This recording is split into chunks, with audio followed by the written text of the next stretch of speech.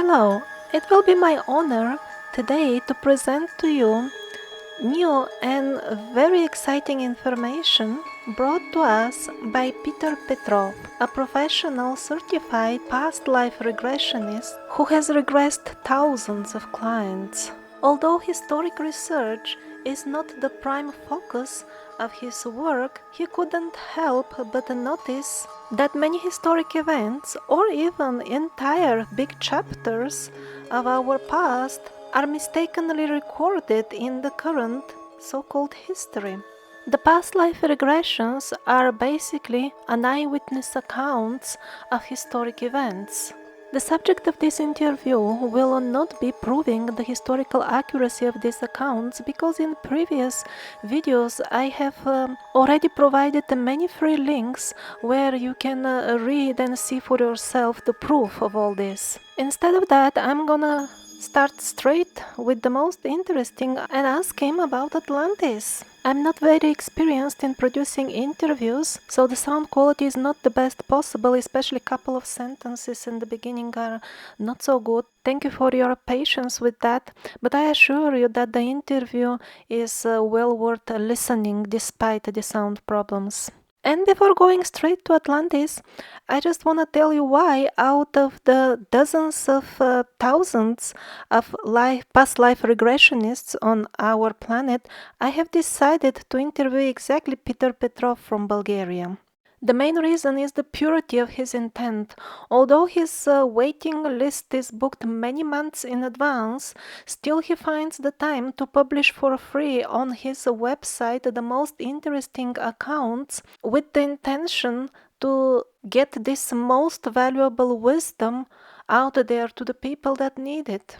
And the other reason is that years ago I contacted him by email without providing any information of who am I, and he took the time to answer the questions of absolutely unknown person for free with amazing detail and care, and at every step he got sure that I know everything needed so that I can practice the techniques needed at home alone. All the qualified past life regressionists will assure you that the purpose of their life is to get you in touch with that wisdom inside yourself and so on. And it all looks very humanitarian, but very few of them care for the people who can't pay hundreds of dollars and euros, which is usually absolutely required to even enter their office.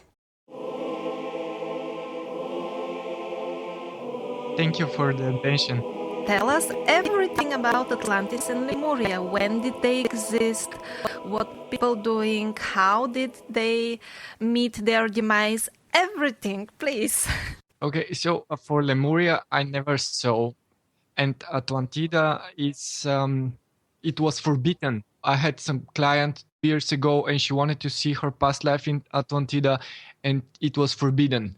For me, also 5-6 years ago, I know that I have life there, and I just had a little glimpse of it, and something said not now. And recently, this after 2012, this part of the Akasha records was started to a little reveal themselves. So I've seen only in Atlantida few people, and mostly the things we know about, they knew telekinesis, telepathy, they knew, maybe a lot of people could call this sorcery in these days, but they knew nature. They knew, they first of all, they call themselves community. Some of them, they are very attracted to nature. Some of them are very attracted to technology. Maybe there were two parts of the society, spiritual and technological oriented. So I have seen some of the both. I see both. I have seen both, and some of them, they had really spiritual seeking. They were recently, I saw a past life when the person was like a monk, and there were some creatures who were 3 meters high, and they were giving him with the dolphin hats. They were giving him knowledge about the chakras, and there were 13. They knew about 13 chakras on this time, and they said that you can gain knowledge to all the chakras through gaining knowledge for one chakra. For example, the character had a very, very strong connection with his throat chakra. He was singing, he was talking, having public speeches, and he was developing his fifth chakra, throat chakra. And he said that if you go deeper in one chakra, you can get knowledge for all of them. Any clues about how did Atlantis meet its end? Or where was it located exactly? Was it surely in the Atlantic Ocean? Because there are other hypotheses as well. I really didn't go this in this direction, because when I have a person who is looking in their past life, I'm trying to see what can be useful from this past life to the present life. And this is my focus. There was, I know for the exile of Atlantis, there were a conflict between exactly these, let's call them spiritual seekers and technology lovers. Let's say there was some kind of conflict.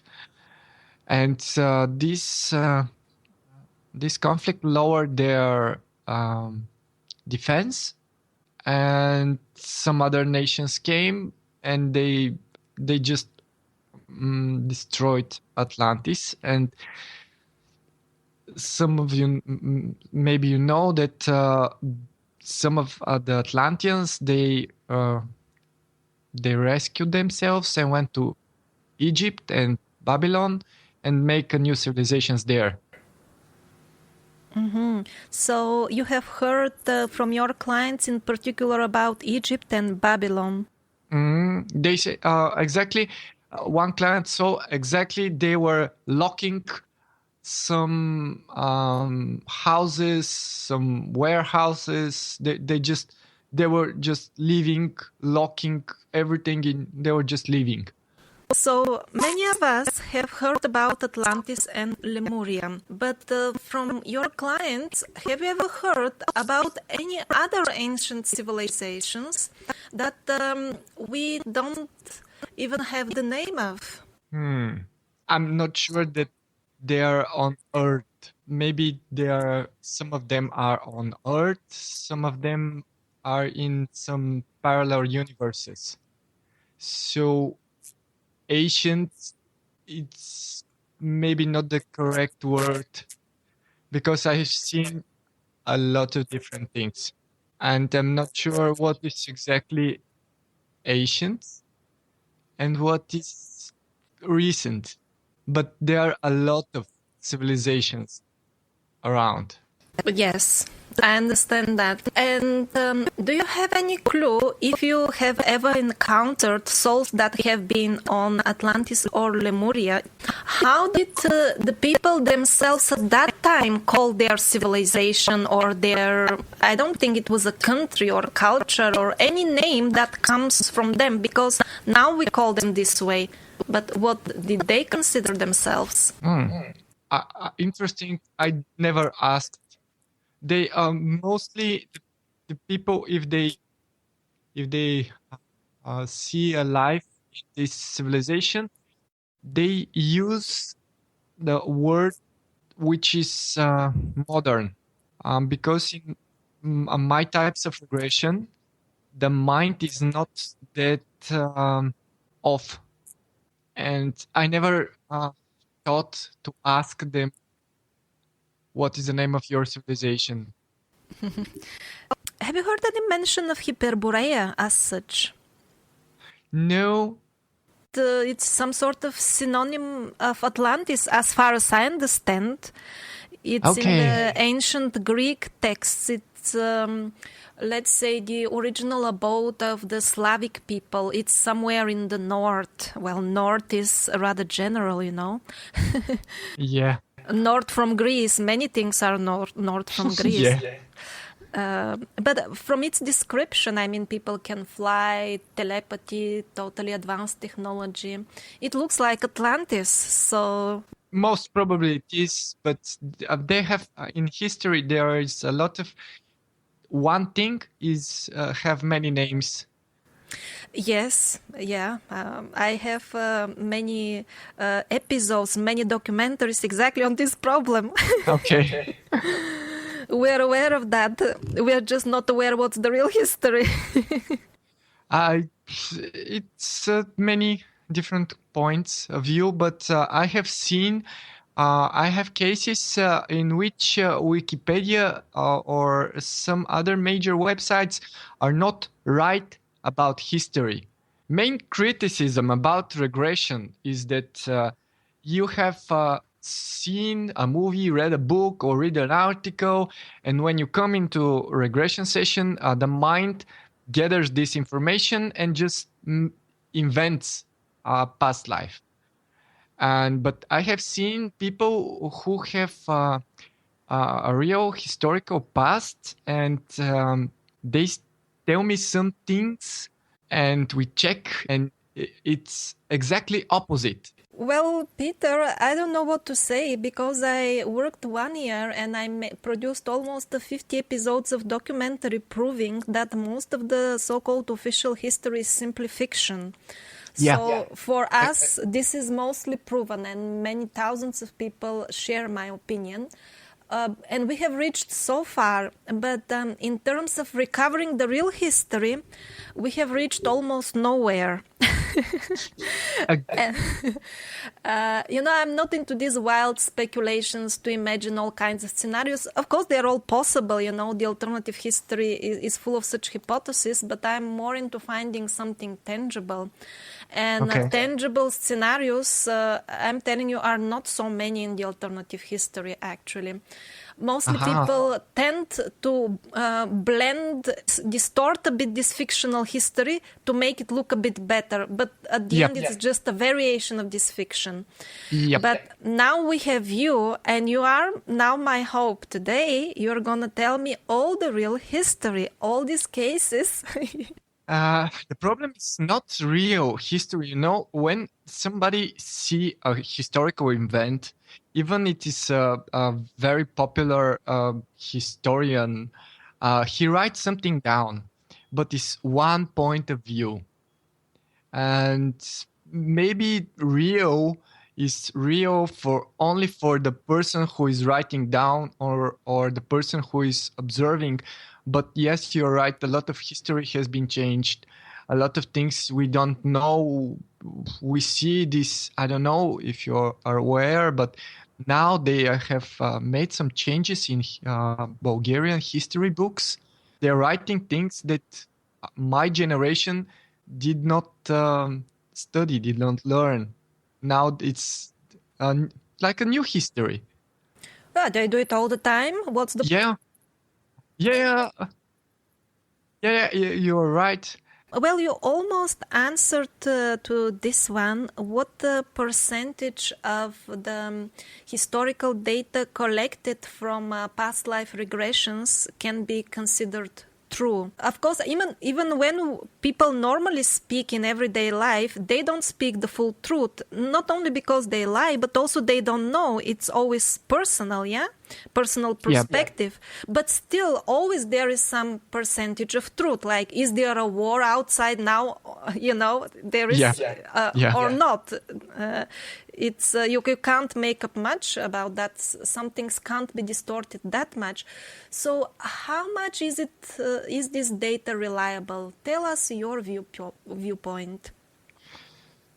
I have to say that I believe everything, 100% of the people information, because many times I have checked. For me, it's 100% true. Of course, from the point of view of the person who is there and telling me the story. Because, again, this example with the war you gave me, the one person can tell me, this is the war, they are the enemy. And if I see if I'm lucky to see another person from the other part of the same war, he can say they are the enemy. They start the war. Yeah, that's understandable. Yeah. At this point, I'm just trying to find out, was there even a war, you know? I will be lucky if I find out even that. That was my point. Okay, so sometimes during regressions, I read on your website and also others have recorded, people say, oh, it was another year and the year doesn't match with the official history. And then that was, for example, you had it in one story of Egypt. Mm-hmm. So tell us, does this happen often? And if you have noticed any tendencies of certain historic events to be shifted in certain directions, because I have suspicion that this is the case indeed. Can you tell us some data? And also, maybe this is very complex because people will be talking from our point of view. You know, they use our language, our terms. So when they say, you know, certain year, it could be according to our calendar or their calendar because the calendars were changed, and it's such a confusion. Can you help? I have, maybe you're right. I have some, actually, I had some other people who said, you know, it's the year of the fourth moon. They use exactly, and this is a person who is living in South America. And I asked, which year is this in the Gregorian calendar? And they said, oh, it's 300, 400 after Christ. So the person, sometimes in regression, the person is using the calendar of the tribe. Also, I have read one book of Charles Leadbeater, who is a theosophic, and he's telling me this very interesting thing that I have seen also. Sometimes when you transfer information from astral world to our world here on Earth, there can be some distortions. For example, one person is telling me, I'm a knight, I have a sword and we are in war, and the year is 1843. 19th century, there were no knights. It's not possible. It could be switch of the numbers. For example, I think the year of this past life is 1483. You know, the two digits in the middle, they just change places. And this could happen a lot in regression or in meditation. Which is the most evolved soul you have ever encountered, and what wisdom did you get from him or her? Okay, there is a wisdom in every case. Like one client say, very, very good. This was the message from her regression. She said, you are on your path, I'm on my path, and he's on his path, and everybody is exactly there where they are supposed to be. Which is the soul that has reached its highest evolution level and that you have had a conversation with? Maybe it's Perseus.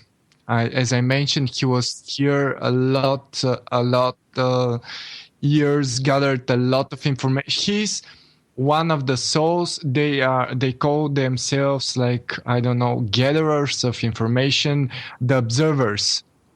They just gather information and get information, and they spread information. His mission now of this soul is to gather information and to make it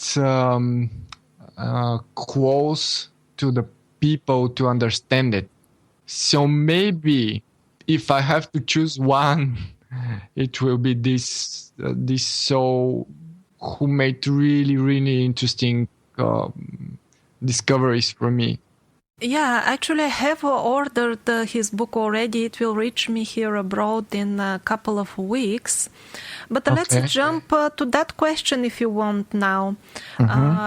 how much, I haven't read his book yet, but do you think that can be considered a relatively reliable historic account?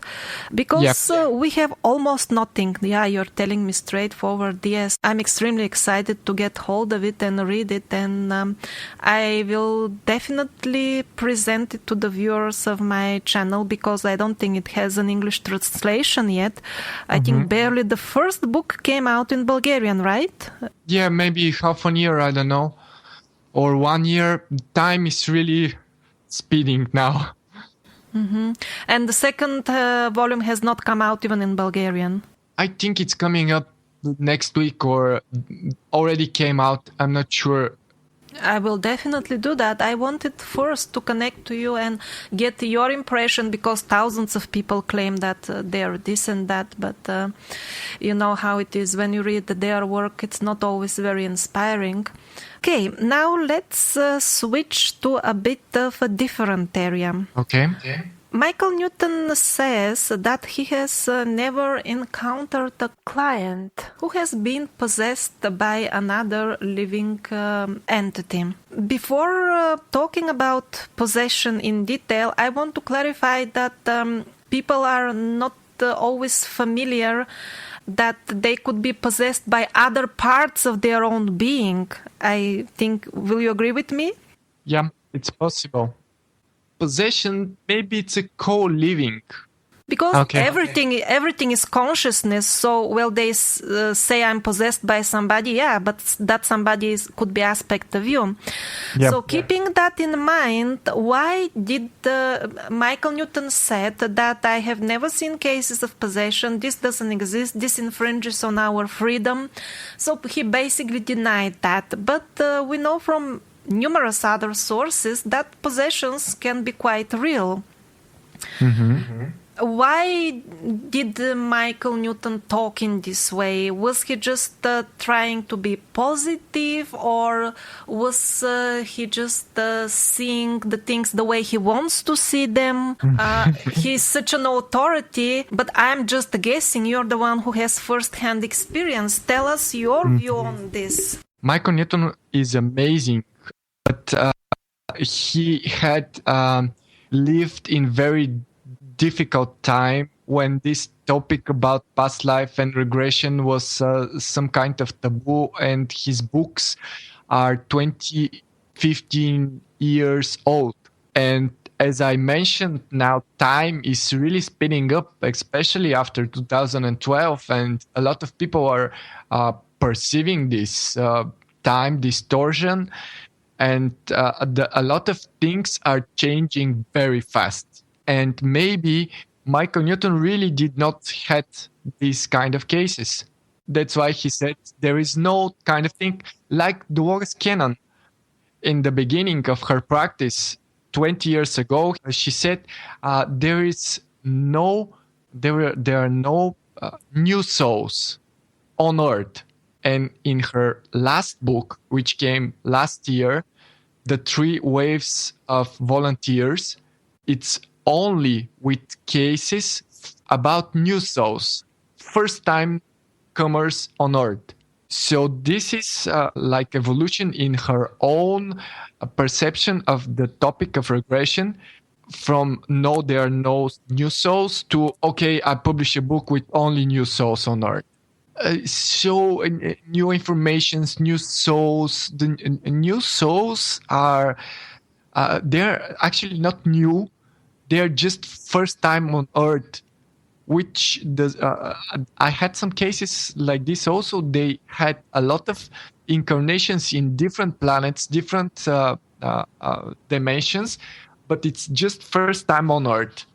And these kind of souls, they can bring a lot of information.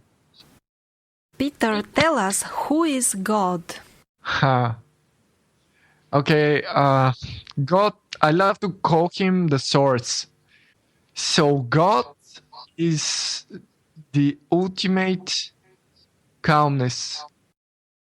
Have you ever encountered souls that were animals? Yep. 2 monkeys, 1 wolf, eagle, and one dead deer, freshly died. It was deer, yes. It was very strange case. I have also seen minerals. I have it on my website, actually. One lady, she saw her past life. She was a mineral, like stone. And she was experienced this cold and heavy feeling. It was really interesting for me. And there, of course, also messages from these animals' past lives. They're interesting. It's again, they have a part of God. They have their place in the chain of life and matter. So they have they could give messages. Do you want to tell us some of them, or maybe the monkey? One of the monkeys, he was a boy, the client, and the monkey was really, monkey, playful. Mm-hmm. So this was his message. Some people wrote comments on one of my videos, and they shared their idea, so to say, a dream or a good wish. Good wish is probably the best word. That, I want to live in future without any, to say, life plans, because as you know, the souls, they make life plans before they come here. Yes. So people said, we've heard about these life plans. We don't want them anymore because, you see, they make us suffer. And also these so-called guides, that's what people wrote in the comments. They were not satisfied because the guides were tricking them into these contracts, and then they suffer because of the contracts. Yeah, I'm not supporting these ideas. I'm only telling you what people expressed as a wish. Mm-hmm. So apparently these people, and they have their forums and so on. So people hear such things and tend to believe them. So as far as good wishes, anybody can make good wishes. Other thing is, have we ever encountered such cases living without life plans? Ultimately, although it is only a good wish at this point, what will be the result of the wishes of such people? Let's say, the way I imagine it, maybe if they're really into it, maybe in future lives they can go to other spheres of existence where the life plans are not so tough or the education is not so intensive as on Earth. That's my understanding, because I've never heard about ordinary people going without life plan. I can believe if Jesus Christ came without a life plan, that I can believe, and few others. He had very strict life plan, I think, Jesus. Okay, I can tell you about life plans. It's my favorite topic recently. I'm an example of my life plan is 10-12%. So I have, let's say, 12% of must-do things. This is the contract of my soul. The other 88% is free will. This is my soul. But I think I have the experience. A lot of people does not choose fixed plans. Why? Because fixed plan is karma. As we said, maybe half of the souls now living on this planet are for first time on this planet.